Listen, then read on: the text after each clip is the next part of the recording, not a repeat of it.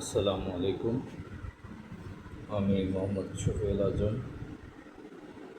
আমি রূপসী বাংলার কবি জীবনানন্দ দাশের বনলতা সেন কবিতাটি আবৃত্তি করছি।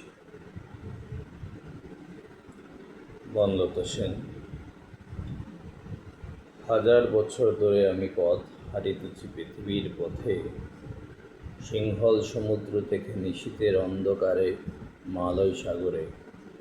অনেক ঘুরেছি আমি বিম্বিসার অশোকের ধূসর জগতে, সেখানে ছিলাম আমি আরো দূর অন্ধকারে বিদর্ভ নগরে।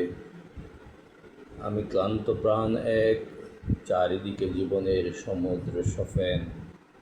আমারে দুদণ্ড শান্তি দিয়েছিল নাটোরের বনলতা সেন।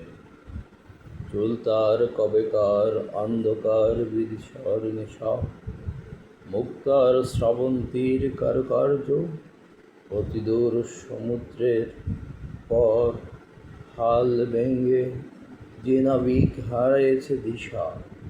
সবুজ ঘাসের দেশ যখন সে চোখে দেখে দারুচিনি দ্বীপের ভিতর, তেমনি দেখেছে তারে অন্ধকারে।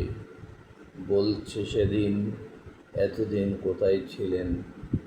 পাখির দিনের মতো চোখ তুলে নাটোরের বনলতা সেন।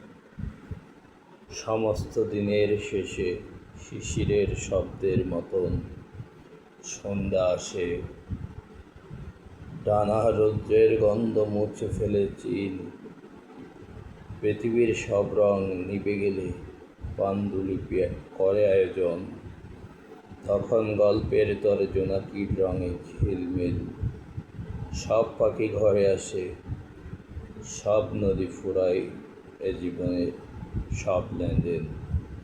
থাকে শুধু অন্ধকার, মুখোমুখি বসিবার বনলতা সেন। ধন্যবাদ।